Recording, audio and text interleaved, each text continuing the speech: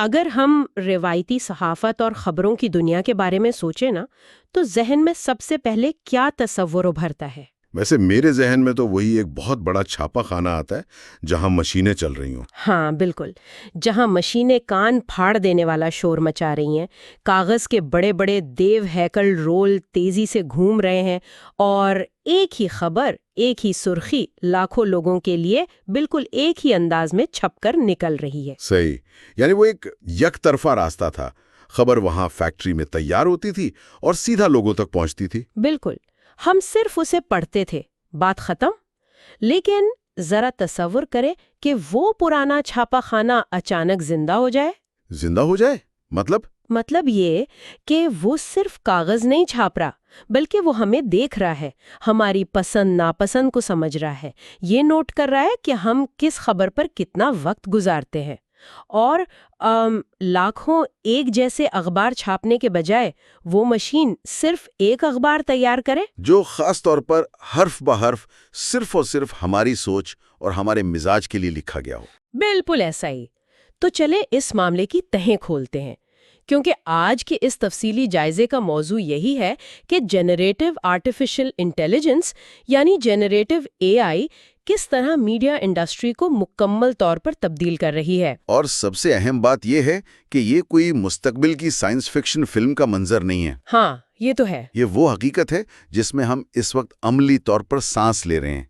یہ جنریٹو اے آئی کا کمال ہے جس نے میڈیا کی پوری عمارت کی بنیادوں کو خاموشی سے ہلا کر رکھ دیا ہے۔ ہم ایک ایسی دنیا میں آ چکے ہیں جہاں میڈیا اب صرف معلومات دینے والا نہیں رہا، بلکہ وہ ہمارے لیے باقاعدہ معلومات گھڑنے والا، یا یوں کہہ لیں کہ ایک انٹیلیجنٹ مواد تیار کرنے والا بن چکا ہے۔ ارے واہ! اور آج کل ہر طرف، ہر محفل میں، ہر ٹیک کانفرنس میں اے آئی کا ہی چرچا ہے۔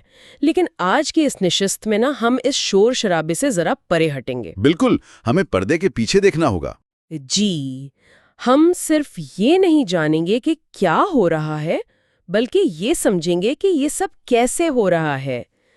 میں پچھلے دنوں 2023 کی ایک انتہائی دلچسپ ریسرچ پڑھ رہی تھی جو شنگھائی لیڈا یونیورسٹی کے محقق یتونگ لیو نے لکھی ہے۔ اچھا، implications of generative artificial intelligence for the development of the media industry والی ریسرچ۔ ہاں بالکل وہی۔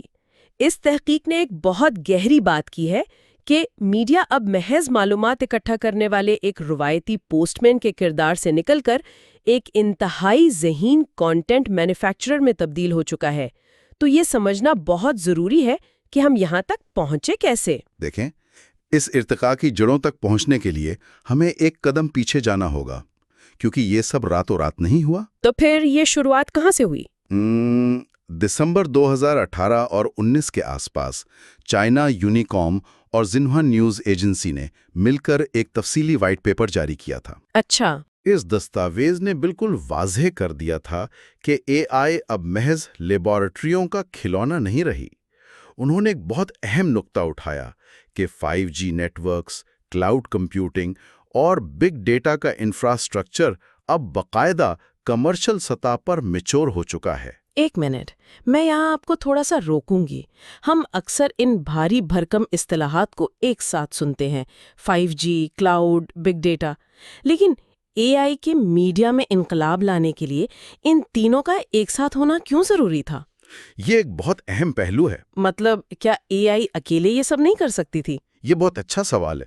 دیکھیے، اے آئی ایک طرح سے ایک بہت بڑا اور طاقتور دماغ ہے، لیکن ایک دماغ کو کام کرنے کے لیے دو چیزیں چاہیے ہوتی ہیں۔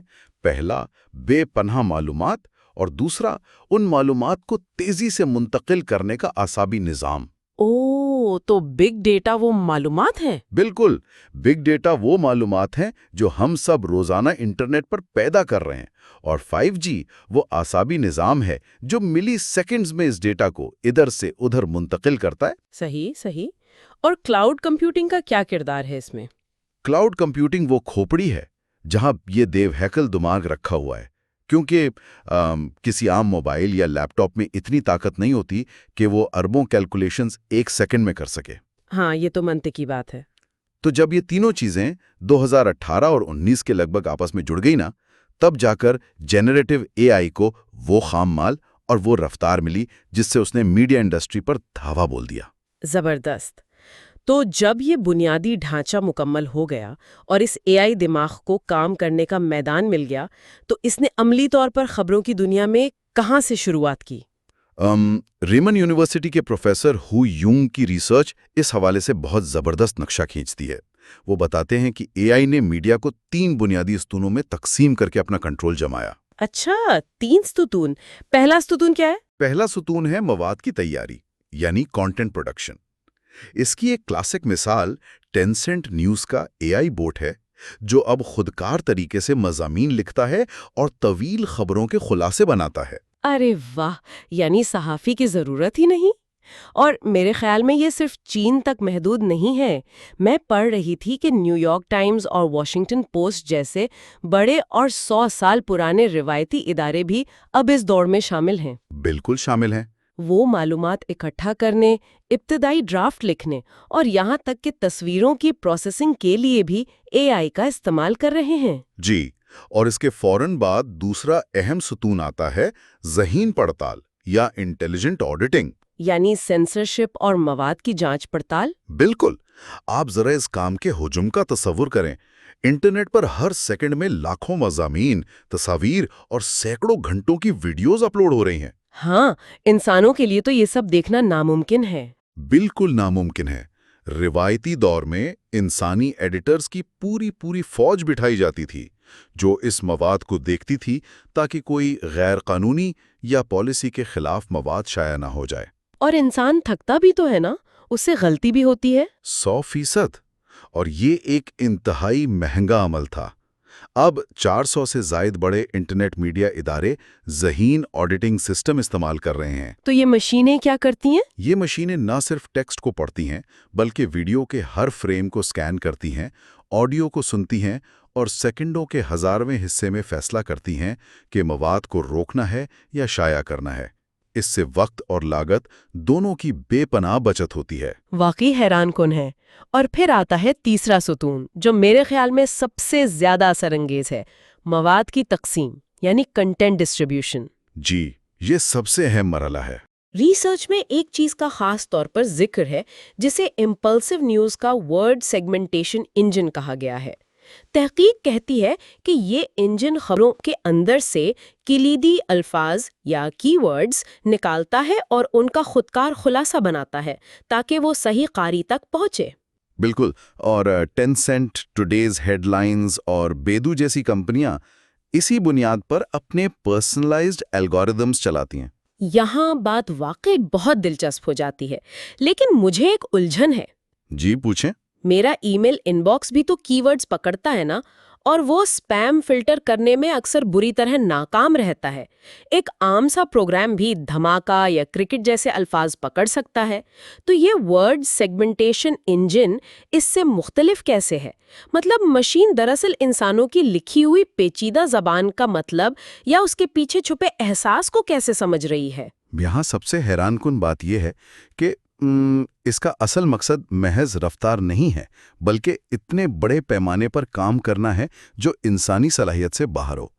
اور یہ فرق سمجھنا ہی دراصل اس پوری ٹیکنالوجی کا دل ہے۔ وہ کیسے؟ دیکھیں، جو عام ای میل فلٹر ہوتا ہے نا، وہ محض ایک لفظ کی شکل کو دوسرے لفظ کی شکل سے ملاتا ہے۔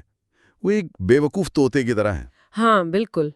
لیکن یہ جدید اے آئی انجنز نیچرل لینگویج پروسیسنگ یا NLP کا استعمال کرتے ہیں، اور یہ الفاظ کے درمیان سیمانٹک ریلیشن شپ یعنی مانوی اور منطقی تعلق کو سمجھتے ہیں۔ اچھا، اس کو تھوڑا اور آسان الفاظ میں سمجھائیں گے؟ بالکل۔ اسے یوں سمجھیں کہ مشین الفاظ کو حروف کی طرح نہیں پڑھتی، بلکہ وہ انہیں ریاضی کے نمبروں میں تبدیل کر کے ایک بہت بڑی خیالی جگہ پر نقشے کی طرح بچھا دیتی ہے۔ ایک نقشہ؟ ہاں، اس نقشے میں فرض کریں بادشاہ اور ملکہ کے الفاظ ایک دوسرے کے بہت قریب ہوں گے اور سیب یا کرسی کا لفظ ان سے بہت دور ہوگا۔ او، میں سمجھ رہی ہوں۔ تو مشین یہ دیکھتی ہے کہ ایک جملے میں کون سا لفظ کس دوسرے لفظ کے کتنا قریب ہے۔ اس طرح وہ صرف کی ورڈز نہیں نکالتی، بلکہ وہ پورے مضمون کا سیاق و سباق اور اس کا لہجہ سمجھ لیتی ہے کہ آیا یہ خبر تنقیدی ہے، مزاحیہ ہے یا معلوماتی ہے، اور یہ سب وہ لاکھوں مضامین پر 1 سیکنڈ میں کرتی ہے۔ اوہ، تو وہ الفاظ کو ریاضی کے زاویوں سے ماپ رہی ہے۔ یہ واقعی حیران کن ہے۔ بالکل، یہ اس کی اصل طاقت ہے۔ اگر مشین زبان کے معنی کو اتنی گہرائی سے سمجھنے لگی ہے اور وہ خبروں کو بانٹنے کا کام اتنی مہارت سے کر رہی ہے، تو پھر منطقی طور پر اگلا قدم تو یہی بنتا ہے کہ وہ خود لکھنا بھی شروع کر دے۔ 100%، اور یہی ہو رہا ہے۔ اور ریسرچ کا اگلا حصہ اسی خطرناک لیکن دلفریب موڑ کی نشاندہی کرتا ہے۔ اب اے آئی صرف انسانوں کی مدد یا اسسٹنس تک محدود نہیں رہی۔ ہم اسسٹڈ رائٹنگ سے نکل کر باقاعدہ اسسٹڈ کریشن یعنی معاونت کے ساتھ تخلیق کے دور میں آ چکے ہیں۔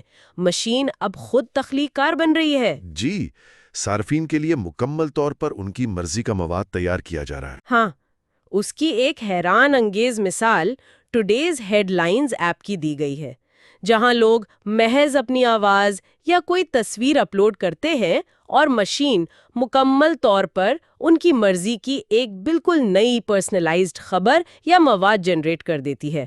بالکل، اور اسی طرح 2018 میں فیس بک نے جو ریل سسٹم متعارف کرایا تھا، اس نے مواد کے پھیلاؤ، اس کے ٹائٹل اور سٹائل پر صارفین اور الگوریدم کو ایک مشترکہ کنٹرول دے دیا۔ اور میرے خیال میں اس کا استعمال صرف تفریح کے لیے نہیں ہو رہا۔ بالکل نہیں، اس کی طاقت کا اندازہ آپ اس بات سے لگائیں کہ یہ کس سطح پر استعمال ہو رہی ہے۔ یہ تونگ لیو کی ریسرچ میں ڈونلڈ ٹرمپ کی ایک مثال دی گئی ہے۔ ہم یہاں کسی سیاسی بحث یا ان کے نظریات کی بات نہیں کر رہے، خالصتاً ٹیکنالوجی کے استعمال کو دیکھیں اگر۔ جی، ٹیکنالوجی کے پہلو سے۔ رپورٹ بتاتی ہے کہ کس طرح انہوں نے اور ان کی ٹیم نے اعلیٰ معیار کی پروفیشنل دکھنے والی نیوز ویڈیوز انتہائی تیزی سے بنانے کے لیے جنریٹو اے آئی کا استعمال کیا اور انہیں یوٹیوب اور دیگر پلیٹ فارمز پر شائع کیا۔ ایک منٹ رکیے، اگر ایک سیاسی مہم یا ایک فرد اتنی تیزی سے مکمل پروفیشنل ویڈیوز جنریٹ کر سکتا ہے، تو اس کا مطلب ہے کہ خبروں کا چکر جو پہلے دنوں یا گھنٹوں پر محیط ہوتا تھا، وہ اب منٹوں اور سیکنڈوں میں آ گیا ہے۔ بالکل ایسا ہی ہے۔ اور اگر ایسا خبروں کی دنیا میں ہو رہا ہے تو یقیناً دوسری انڈسٹریز بھی اس سے بچی نہیں ہوں گی۔ ہرگز نہیں، میڈیا تو صرف اس کا پہلا محاذ ہے۔ یہ ٹیکنالوجی خاموشی سے ہر بڑی انڈسٹری میں گھس چکی ہے۔ مثال کے طور پر گیم ڈیولپرز اسے نئے اور پیچیدہ گیم انجنز بنانے کے لیے استعمال کر رہے ہیں، جو کھلاڑی کے ہر قدم پر کھیل کو بدل دیتے ہیں۔ ارے واہ، یعنی گیم خود کو آپ کے حساب سے ایڈجسٹ کر رہی ہے۔ بالکل، اور میڈیکل کی فیلڈ میں یہ ڈاکٹروں کو سرجری کی منصوبہ بندی میں مدد دے رہی ہے۔ مشین لاکھوں پرانی سرجریز کے ڈاٹا کو دیکھ کر بتاتی ہے کہ موجودہ مریض کے لیے کون سا کٹ لگانا سب سے محفوظ ہوگا۔ یہ تو جان بچانے والا کام ہے۔ اور فنانس کے شعبے میں؟ فنانس میں تو یہ روایتی چارٹ سے بہت آگے نکل چکی ہے۔ یہ سرمایہ کاروں کی ترجیحات، عالمی خبروں کے رجحانات اور چھپے ہوئے پیٹرنز کو ملا کر رسک کی ایسی قیمت طے کر رہی ہے جو انسان کبھی سوچ بھی نہیں سکتا تھا۔ لیکن ذرا ٹھہریں، یہاں مجھے ایک بہت گہری تشویش ہو رہی ہے۔ وہ کیا؟ اگر ہم صرف میڈیا اور خبروں تک محدود رہے نا، اگر اے آئی میری ہر کلک کو نوٹ کر رہی ہے، میرے ہر جذبے کو ریاضیاتی زاویوں میں ماپ رہی ہے، اور پھر ہر ایک کے لیے بالکل پرسنلائزڈ خبریں اور ویڈیوز بنا کر دے رہی ہے، جی، تو کیا ہم ایک ایسی دنیا میں نہیں جا رہے جہاں ہم سب اپنے اپنے خیالات کے خول میں قید ہو جائیں گے؟ میرا مطلب ہے ایک ایکو چیمبر یا ایک بلبلا جہاں مشین مجھے صرف وہی دکھائے گی جو میری سوچ سے مطابقت رکھتا ہے، کیونکہ وہ جانتی ہے کہ اسی پر میں زیادہ کلک کروں گی۔ اگر ہم اسے وسیع تناظر میں دیکھیں تو آپ نے سیدھا اس پوری بحث کی دکھتی رگ پر ہاتھ رکھ دیا ہے۔ تو کیا کبھی کوئی ایسا خیال مجھ تک پہنچے گا جو میری سوچ کو چیلنج کرے؟ اور یہی وجہ ہے کہ یتونگ لیو کی تحقیق یہ ثابت کرتی ہے کہ میڈیا اب محض ایک خبر رساں ادارہ نہیں رہا، یہ ایک انٹیلیجنٹ میڈیا بن چکا ہے جو ہماری نفسیات کو ہم سے بھی بہتر سمجھتا ہے۔ اور یہیں سے جنریٹو اے آئی کے تاریک پہلو اور چیلنجز شروع ہوتے ہیں۔ یعنی لامحدود پرسنلائزیشن کے نقصانات؟ بالکل، لامحدود پرسنلائزیشن کا مطلب ہے لامحدود کنٹرول، اور یہ کنٹرول بے پناہ اخلاقی اور مورال چیلنجز پیدا کرتا ہے۔ میڈیا اداروں کا بنیادی مقصد کیا ہے؟ منافع کمانا۔ ہاں، اور منافع کلک سے آتا ہے۔ بالکل، مشین کو یہ ہدف دیا گیا ہے کہ صارف کو اسکرین سے چپکائے رکھو۔ اب مشین کو اخلاقیات کی تو پرواہ نہیں، وہ بس اپنا ٹارگٹ پورا کر رہی ہے۔ اور اسی ٹارگٹ کو پورا کرنے کے چکر میں پھر وہ چیز جنم لیتی ہے جسے ریسرچ میں الگوریدم کا تعصب یا الگوریدم ڈسکریمنیشن کہا گیا ہے۔ 100% درست۔ یعنی مشین جلدی سیکھ جاتی ہے کہ انسان مثبت یا متوازن خبروں کے مقابلے میں سنسنی خیز، غصہ دلانے والی یا خوفزدہ کرنے والی خبروں پر زیادہ ری ایکٹ کرتے ہیں، تو وہ جان بوجھ کر ہماری فیڈ میں غصہ اور خوف بھرنا شروع کر دیتی ہے۔ یہ کوئی سازش نہیں بلکہ صرف ایک ریاضی کا فارمولہ ہے جو ہمارے جذبات کا استحصال کر رہا ہے۔ بالکل، مشین کو صرف انگیجمنٹ سے غرض ہے۔ اور پھر جعلی خبروں یا فیک نیوز کی بھرمار آ جاتی ہے۔ جب مشین خود خبریں لکھ رہی ہے اور خود ہی تصاویر جنریٹ کر رہی ہے اور دوسری طرف چیک کرنے والی مشین بھی ایک اے آئی ہے، تو پھر سچ اور جھوٹ کا فیصلہ کون کرے گا؟ ہاں، تو اس کو مطلب ہے کہ مشینیں ہی جھوٹ بنا رہی ہیں اور مشینیں ہی اس جھوٹ کو سچ مان کر آگے بڑھا رہی ہیں۔ اور اس سب کے دوران وہ جو ڈیٹا استعمال کر رہی ہیں، کیا وہ واقعی ہماری مکمل رضامندی سے لیا گیا ہے؟ پرائیویسی کا ایک بہت بڑا سوالیہ نشان کھڑا ہے۔ تو اس سب کا اصل مطلب کیا ہے؟ ایک عام قاری اب کس چیز پر اعتبار کرے؟ اس سے ایک بہت اہم سوال جنم لیتا ہے، اور وہ یہ کہ آج کے دور میں تنقیدی سوچ کی ضرورت پہلے سے کہیں زیادہ کیوں بڑھ گئی ہے؟ دیکھیں، ہمیں ایک بات سمجھنی ہوگی، ٹیکنالوجی بذات خود کبھی بری نہیں ہوتی۔ یہ صرف ایک ٹول ہے، ایک اوزار ہے۔ مسئلہ اس اوزار کی ڈائریکشن کا ہے۔ بالکل، مسئلہ اس کے استعمال کا ہے۔ اسی لیے ریسرچ اس بات پر زور دیتی ہے کہ بگ ڈیٹا اور اے آئی کی سخت نگرانی یا سپرویژن ناگزیر ہے۔ آپ اسے بے لگام نہیں چھوڑ سکتے۔ ہاں، اور روزگار کا مسئلہ بھی تو اسی سے جڑا ہے نا؟ جی، اگر جنریٹو اے آئی صحافیوں کی جگہ لے رہی ہے تو صحافیوں کو اپنا کردار بدلنا ہوگا۔ اب ان کا کام صرف خبر جمع کرنا نہیں، بلکہ اس مشین کے بنائے ہوئے مواد کی سچائی کو پرکھنا ہے۔ اور میڈیا اداروں کو یہ ثابت کرنا ہوگا کہ ان کا الگوریدم غیر جانبدار ہے اور لوگوں کی پرائیویسی کو پامال نہیں کر رہا۔ صحیح۔ چونکہ یہ چیلنجز واقعی بہت بڑے ہیں، تو میڈیا انڈسٹری صرف ڈر کر اپنا بوریا بستر تو گول نہیں کر سکتی نا۔ ریسرچ کے آخری حصے میں اسی بقا اور موافقت یا اڈیپٹیشن کی بات کی گئی ہے۔ بالکل، انہیں اس ٹیکنالوجی کے ساتھ چلنا ہوگا۔ زندہ رہنے کے لیے میڈیا انڈسٹری کو اس ٹیکنالوجی کی گہرائی میں اترنا ہوگا۔ انہیں تکنیکی اداروں کے ساتھ مل کر کام کرنا ہوگا۔ انہیں سمجھنا ہوگا کہ کون سا الگوریتھم ان کے لیے کام کرے گا۔ میں پڑھ رہی تھی کہ آرٹیفیشل انٹیلیجنس کے ماہر وہ اینڈا نے اسے بہت خوبصورتی سے بیان کیا ہے۔ جنہیں اینڈریو این جی بھی کہا جاتا ہے۔ ہاں، وہ کہتے ہیں کہ اس وقت انڈسٹری میں دو مقبول ترین اے آئی ٹیکنالوجیز چل رہی ہیں۔ ایک ہے ڈیپ لرننگ اور دوسری ہے جنریٹو اے آئی۔ یہ نام تو ہم روز سنتے ہیں، لیکن ایک عام انسان کے لیے یہ نیورل نیٹ ورکس یا الگوریتھمز دراصل کام کیسے کرتے ہیں؟ مشین کے اندر ہو کیا رہا ہے؟ اگر ہم مشین کے اس بلیک باکس کے اندر جھانکیں نا، تو ہمیں الگوریتھمز کی مختلف اور انتہائی دلچسپ اقسام ملیں گی۔ سب سے بنیادی چیز ہے نیورل نیٹ ورکس۔ یہ کیا ہوتے ہیں؟ یہ انسان کے سوچنے کے انداز کی، یعنی ہمارے دماغ کے نیورونز کی نقل کرتے ہیں، اور یہ ٹیکسٹ یا تصاویر پر کام کرنے کے لیے بہترین ہے۔ اسے ایک مثال سے سمجھیں۔ جی بتائیں۔ جب مشین کسی تصویر کو دیکھتی ہے تو وہ اسے ہماری طرح ایک مکمل تصویر کے طور پر نہیں دیکھتی۔ یہاں کنولیوشنل نیورل نیٹ ورکس یا CNNs کام آتے ہیں۔ اچھا، تو وہ تصویر کو کیسے دیکھتے ہیں؟ مشین اس تصویر کو چھوٹے چھوٹے پکسلز کے گرڈ میں بانٹ دیتی ہے۔ اس کی جو پہلی طے ہوتی ہے وہ صرف سیدھی اور ٹیڑھی لکیروں یعنی کناروں کو پہچانتی ہے۔ اوہ، صرف لکیریں؟ ہاں، پھر اس سے اگلی تہ ان لکیروں کو جوڑ کر شکلیں بناتی ہیں، جیسے گولائی یا تکون، اور پھر اس سے اگلی تہ ان شکلوں کو ملا کر پہچانتی ہے کہ یہ انسانی چہرہ ہے یا کسی گاڑی کا پہیہ۔ یہ قدم بقدم تہ در تہ پروسیسنگ اتنی تیز ہوتی ہے کہ ہمیں لگتا ہے مشین کے پاس آنکھیں ہیں۔ ارے واہ! تو وہ تصویر کو پڑھتی ہے، دکھتی ہی نہیں۔ یہ واقعی حیرت انگیز ہے۔ اور وہ جو ایک اور اصطلاح ہے ری انفورسمنٹ لرننگ، جو بڑے ڈیٹا سیٹس اور پیچیدہ فیصلوں کے لیے استعمال ہوتی ہے، وہ کیا ہے؟ ری انفورسمنٹ لرننگ دراصل مشین کے سیکھنے کا وہ طریقہ ہے جس میں آپ اسے ایک ہدف دیتے ہیں لیکن طریقہ نہیں۔ مطلب ہم اسے راستہ نہیں دکھاتے؟ بالکل، یہ بالکل ایسا ہی ہے جیسے آپ کسی جانور کو ٹریننگ دے رہے ہوں۔ مشین کوئی قدم اٹھاتی ہے، اگر وہ صحیح ہوتا ہے، مثلاً قاری نے خبر پر کلک کر دیا، تو الگوریتھم اسے انعام دیتا ہے۔ اور اگر غلط ہو تو تو سزا ملتی ہے۔ بار بار کی کوششوں اور اربوں کلکس کے بعد مشین سیکھ جاتی ہے کہ کس وقت کون سی خبر دکھانی ہے تاکہ زیادہ سے زیادہ انعام مل سکے۔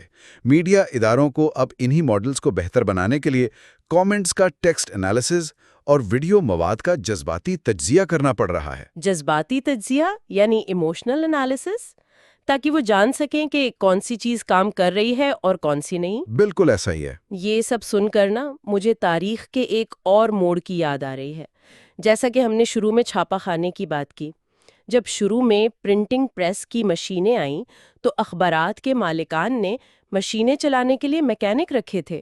صحافی صرف اپنا قلم چلاتا تھا، اسے مشین سے کوئی غرض نہیں تھی۔ ہاں، ایسا ہی تھا۔ لیکن آج ہم جس مقام پر کھڑے ہیں صحافت کو بچانے کے لیے، خود میڈیا مالکان اور صحافیوں کو یہ سمجھنا پڑے گا کہ یہ نیورل نیٹ ورک اور انجن کیسے کام کرتے ہیں۔ وہ اندھے بن کر، آنکھیں بند کر کے مشین پر انحصار نہیں کر سکتے۔ بالکل صحیح کہا آپ نے۔ اگر صحافی الگوریدم کی میکینکس کو نہیں سمجھے گا تو وہ اور اس کا قاری دونوں اس مشین کے غلام بن جائیں گے۔ 100% درست۔ اور یتونگ لیو کی تحقیق کا حتمی نچوڑ بھی یہی ہے۔ میڈیا کو اب فعال طور پر اور شعوری طور پر جنریٹو اے آئی کو گلے لگانا ہوگا۔ وہ اس لہر سے بھاگ تو سکتے نہیں۔ جی ہاں، لیکن اسے اپناتے وقت انہیں 2 چیزوں پر سختی سے کاربند رہنا ہوگا۔ ایک، مواد کی تیاری میں معیاری اصول یعنی سٹینڈرڈائزیشن برقرار رکھنا تاکہ جھوٹ اور سچ کا فرق نہ مٹے، اور دوسرا، غیر جانبداری یعنی آبجیکٹیوٹی۔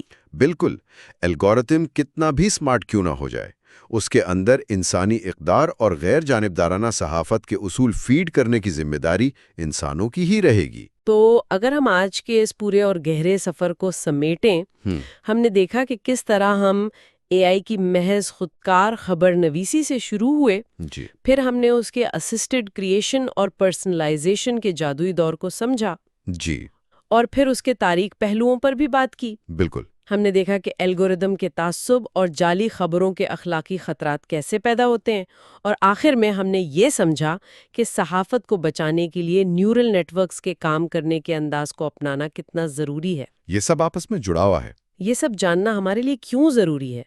کیونکہ آج ہم فون پر جو بھی خبر پڑھتے ہیں، جو بھی ویڈیو ہماری فیڈ پر ظاہر ہوتی ہے، یا جو اشتہار ہماری اسکرین پر چمکتا ہے، وہ محض کوئی اتفاق نہیں ہے۔ جی، اس کے پیچھے ایک پورا سائنس کام کر رہا ہے۔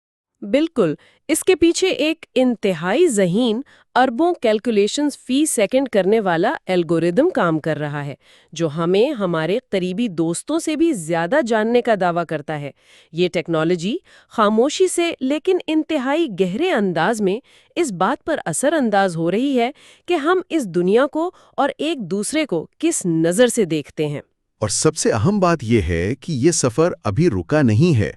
ہم صرف معلومات حاصل کرنے کے دور سے نکل کر اب معلومات کی پیداوار اور پھر اس کی انتہائی باریک بین تخصیص کے دور کے عروج پر ہیں۔ ہاں، یہ ایک مکمل طور پر نیا ڈیجیٹل ماحولیاتی نظام ہے۔ بالکل، جہاں انسان کی سوچ اور مشین کی پروسیسنگ پاور مل کر شعور اور ابلاغ کی ایک بالکل نئی شکل ترتیب دے رہی ہیں۔ سچ کہا آپ نے۔ اور آج کے اس تفصیلی جائزے کو ختم کرتے ہوئے میں ایک ایسا سوال چھوڑ کر جانا چاہتی ہوں جس پر غور کرنے کی واقعی ضرورت ہے۔ جی فرمائیں۔ جیسا کہ ہم نے شروع میں اس زندہ ہو جانے والے چھاپا خانے کا ذکر کیا تھا، جو اب صرف اور صرف ہماری پسند اور ہمارے مزاج کا اخبار چھاپ رہا ہے، ہاں، اگر کل کا یہ انٹیلیجنٹ میڈیا ہر لحاظ سے ہماری پسند، ہماری ناپسند اور ہمارے اندرونی رجحانات کو جان کر صرف اور صرف وہی مواد تخلیق کرے گا جو ہمیں خوش کرتا ہو، جو ہمارے پہلے سے موجود عقائد کی تائید کرتا ہو، تو کیا ہم کبھی کسی ایسے نئے، مختلف یا چیلنجنگ خیال سے ٹکرا پائیں گے جو واقعی ہماری سوچ کو بدل سکے؟ یہ واقعی ایک بہت گہرا سوال ہے۔ کیا ہم کبھی کچھ نیا سیکھ پائیں گے، یا ہم ہمیشہ کے لیے اپنی ہی ہاتھوں، اپنی ہی پسند کی بنائی ہوئی ایک انتہائی آرام دہ لیکن خطرناک حد تک محدود ڈیجیٹل جیل میں قید ہو کر رہ جائیں گے؟ یہ واقعی ایک ایسا چپتا ہوا سوال ہے جو آنے والے کئی سالوں تک ہمارے معاشرے، ہماری صحافت اور ہماری انفرادی سوچ کا کڑا امتحان لیتا رہے گا۔ یقیناً، آج کی اس نشست میں ہمارے ساتھ اس گہرے سفر پر نکلنے کا بے حد شکریہ۔ اس سوال پر ضرور سوچیے گا، کیونکہ اس کا جواب ہی ہماری آنے والی نسلوں کے مستقبل کا تعین کرے گا۔ بالکل صحیح کہا آپ نے۔